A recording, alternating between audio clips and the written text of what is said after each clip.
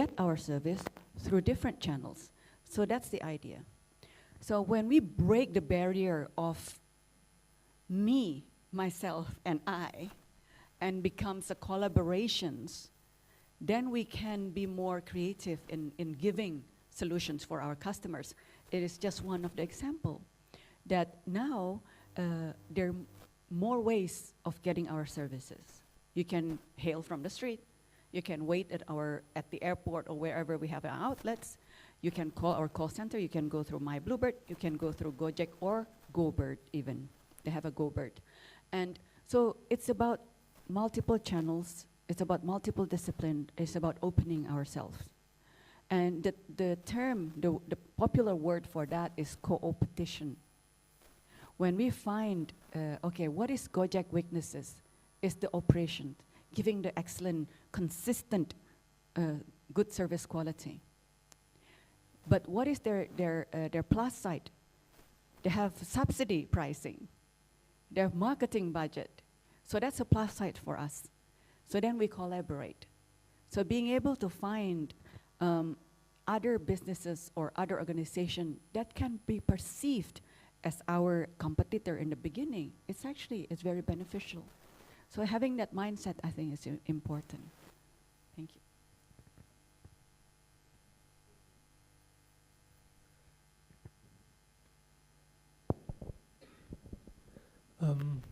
Thank you. Ahmad, I'm a teacher here. Before working as a teacher, I was engineer also in telecommunication.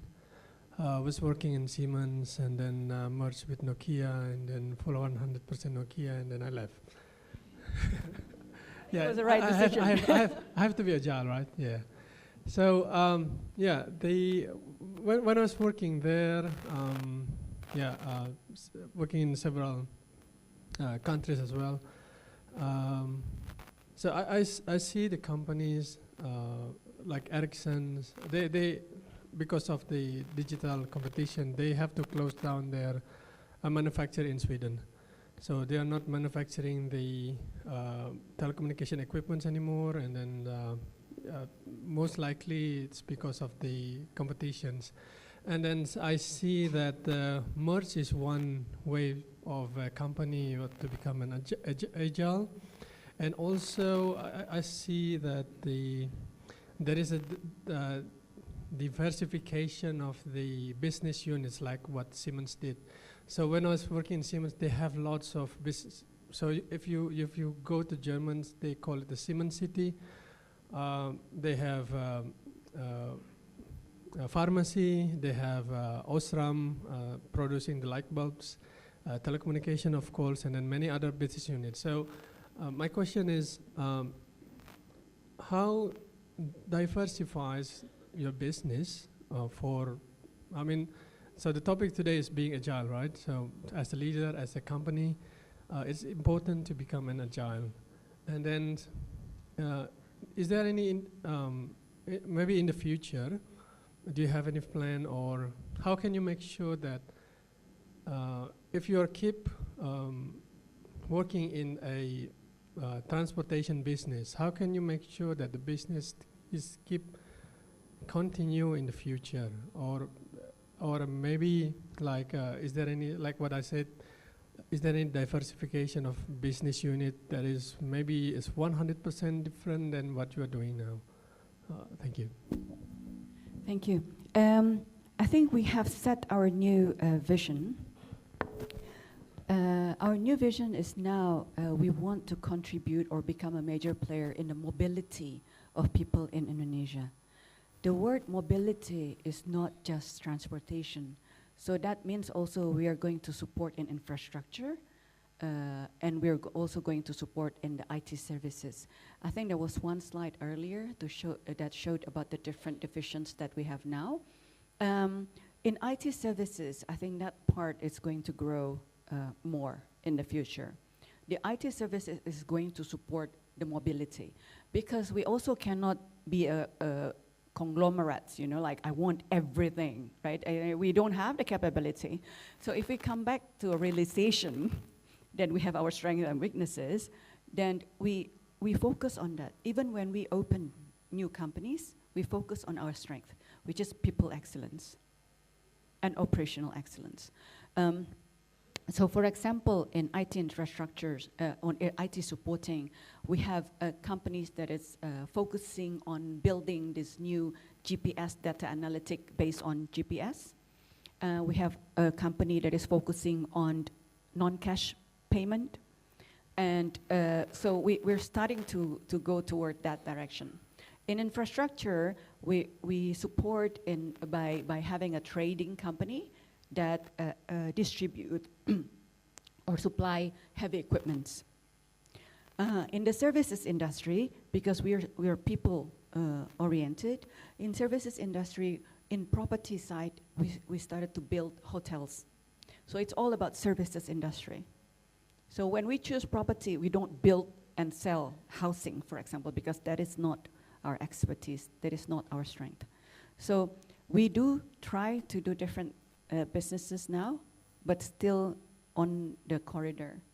Again, we want to be able to provide as much job to Indonesian people. That is the core mandate or the core vision, because that's what my late grandmother wanted us to do. So we have to do it that way. Thanks. Okay, thank you. From Mr. Teguh. Yes, I have a short question to you. Yes, you have transformed your business, yeah, from very early story about Bluebird and then change and change. But now you are facing the competition that it's not the same with previous your challenge, yeah, because now you're competing with the company with no investment like Gojek and something like that. If it is not too secret, can you share how do you manage your business competing with zero investment competitor? Yeah. We're still learning, but honestly speaking, you know, actually, the business model, their business model, only work when they really reach this economic of scale. I don't know how many of you are aware, the founder of Uber, when in several of his interviews, he said they have to have 98% of the market share. That's their business model. Otherwise, it doesn't work. So it is very tough, and but we believe that if we can adjust and adapt by not spending, but it is true, yeah. It's like, you know, their money nggak ada serinya gitu ya. It's like, can you imagine? It's like, really gitu. Sometimes I really wonder, why would people want to give money to them? So it is not the transportation, because what they sell is not the transportation business. What they sell is the data. So it's a completely different business model. So that's why we cannot compete with them. We just simply cannot. And so that's why what we can do is we really focus on, okay, what does a customer really need? Availability, reliability. So how do we consistently give that service? In however way. That's why we do competition, we do collaborations, in however way. We just deliver the service. So we're not thinking of how to get that kind of money, because our brain is not wired that way, and we still cannot understand why people want to give them the money. But we know that they have a lot of money to spend, so why not spending it on us? So that's how we think. So it's just, you know, recognizing strengths and weaknesses of ours and also of others. Because it's difficult to understand. Because if we calculate the cost, you know, of revisions.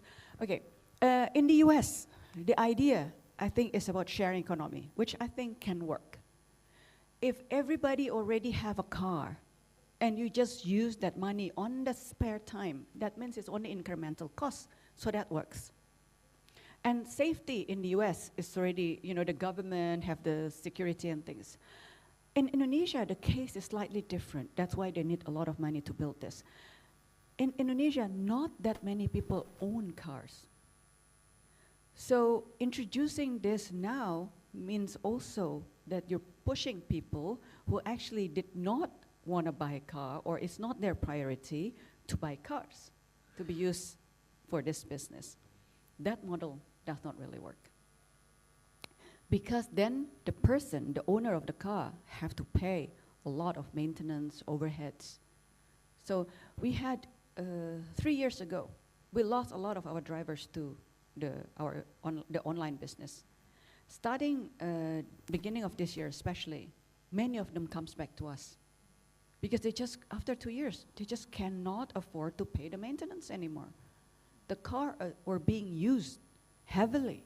They had to work 23 hours a day in order to get the earnings. And so the car also being used a lot. So the main difference is that the risk of the business is with us. The risk of the business is with personal, with their business model. And I don't think we are going to go toward that direction. But we are going to collaborate, because our vision is for the mobility, and we are going to give the service.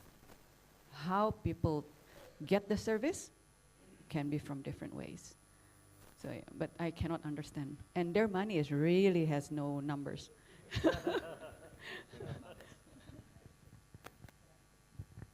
Okay, ladies. Thank you. It's my pleasure to be here. My name is Tuning.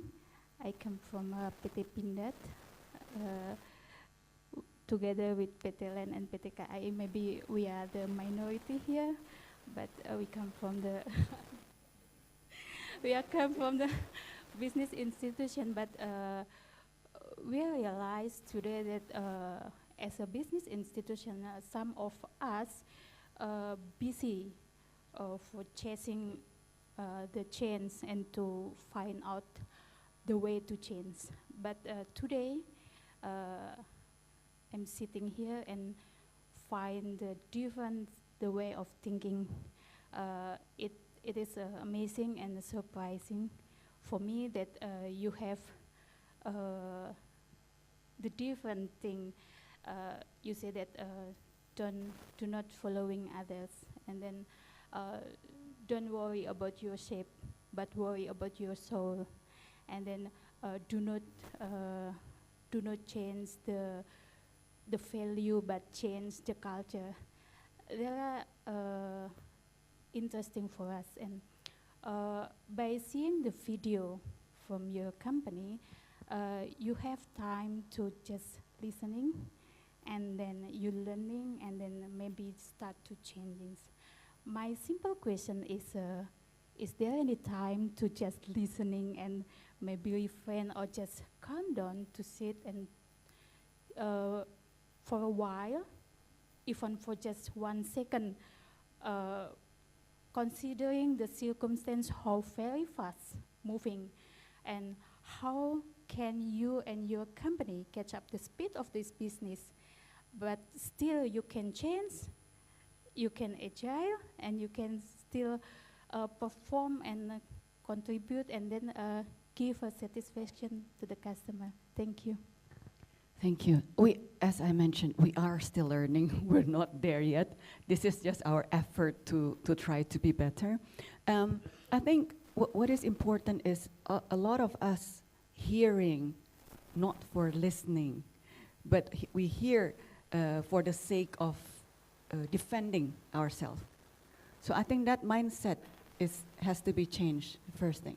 You know, a lot of times when we hear people talking about us, like, we're just getting ready to, no. You know, so that's the mindset that we need to change. We really need to listen. So I agree with you. We do need to listen to understand. Because if we don't listen to understand, we would never understand, even about ourselves. So we had that time. After the shock, we took several months to listen and understand and consolidate until we decide, okay, this is how we're going to move forward. That's why we decided that we divide our organization into two groups. One is to defend, to put off fires, because the fires are real and it's everywhere. So one group is purely doing that, and the other group is purely looking forward. And then we sit down together and see which one is applicable, which one is not, because the looking forward group sometimes is just too creative and too crazy.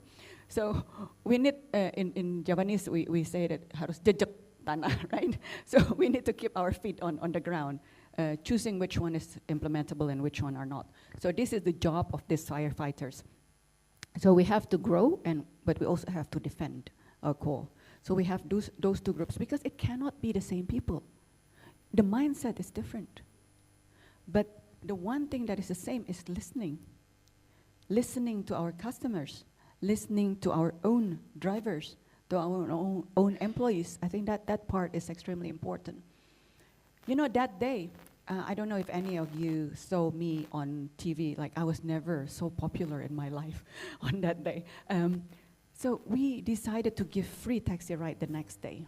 Yeah, a lot of people said bad things about that intention. They said, oh, this is just a PR movement and things like that. But now I can tell you, the thinking behind it was not merely for our customers. Yes, it is for our customers who couldn't get our services on that day, but it's more importantly, it's for the morale of our drivers. That's why we gave free taxi rides. Because our drivers were so hit on that day, they were so down, they never felt so bad in their life. And so the next day, they didn't feel like going to work. Why do I want to go to work if everybody hates us, right? So we have to give incentive and motivation for them.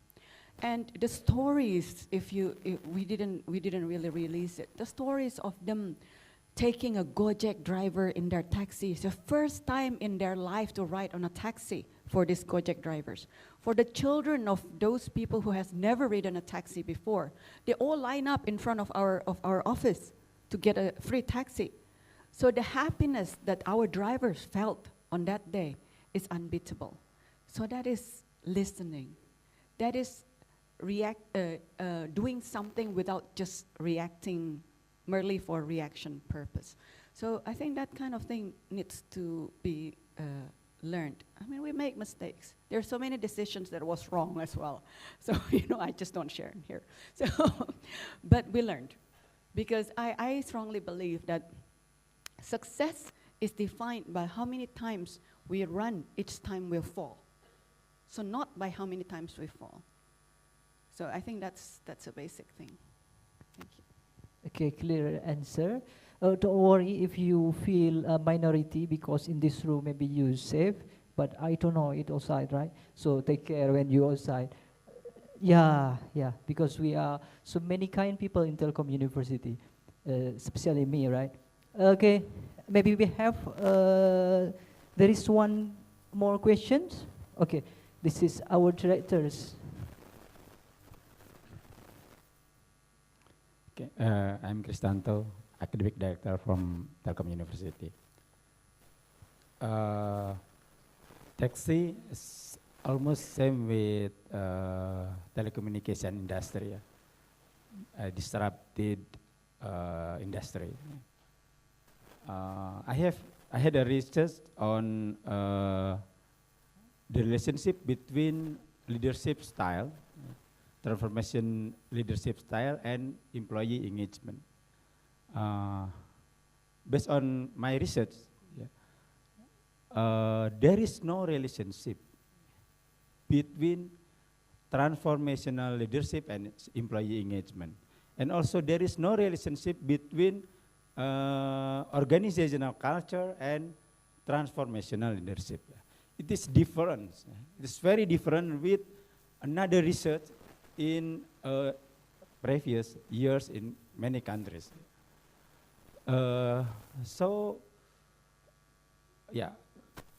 Actually,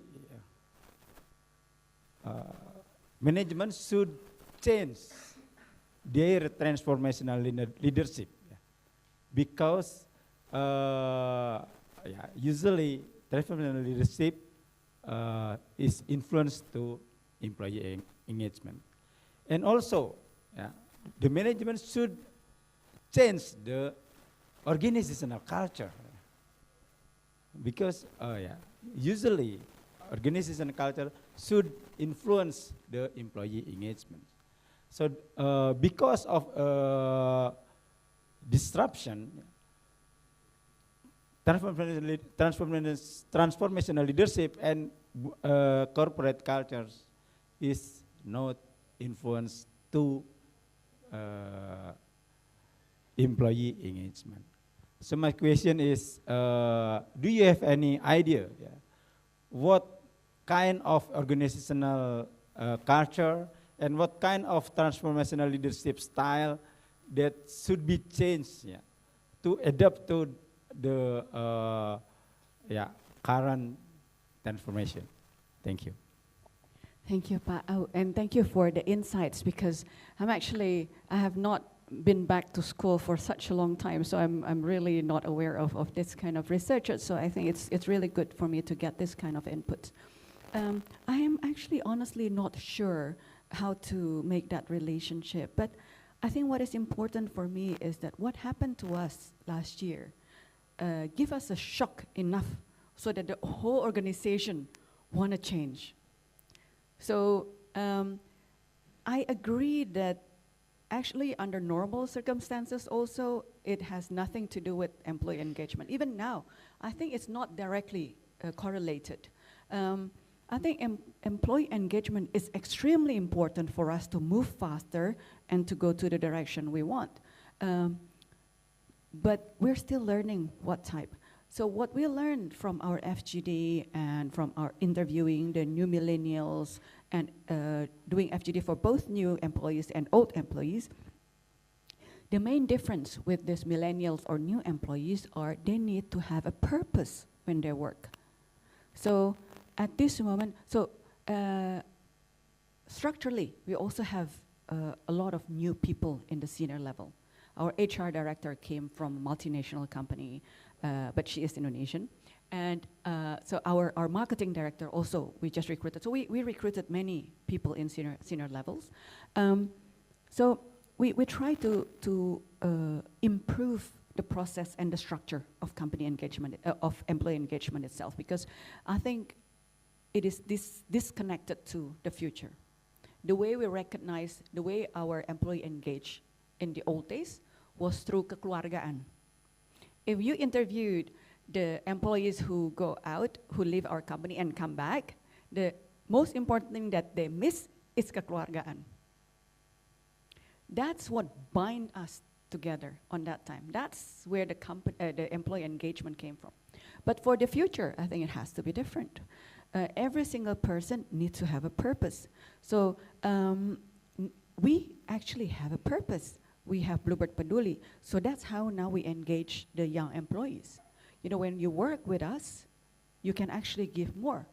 Because with Bluebird Peduli projects, like the Women Empowerment Project by itself, it's helping families, it's helping children to get better education through empowering the mothers. So for a lot of millennials, it becomes the engagement to the company. But structurally, we're also improving. So if we can get that insights, I think it will be really helpful, Pat, so that we know what to do. Because now what we're doing is like we're just learning by doing. So that will be really helpful. Thank you. Okay, we have one more questions, right, before we closing. Okay, behind first, maybe? Okay.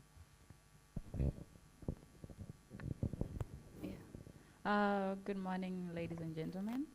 My name is Susan Mafumo. I am Zimbabwean, student here at Telkom University, My question will be, I hope it won't be personal, but I wanted to ask, like, how have your leadership roles changed due to the digital era? That's what I would want to know. Thank you. I think first I have to shock myself that I'm really digitally illiterate. But lucky for me, I have 3 young girls. and they are very digitally literate. So actually, they're my teachers. So I learned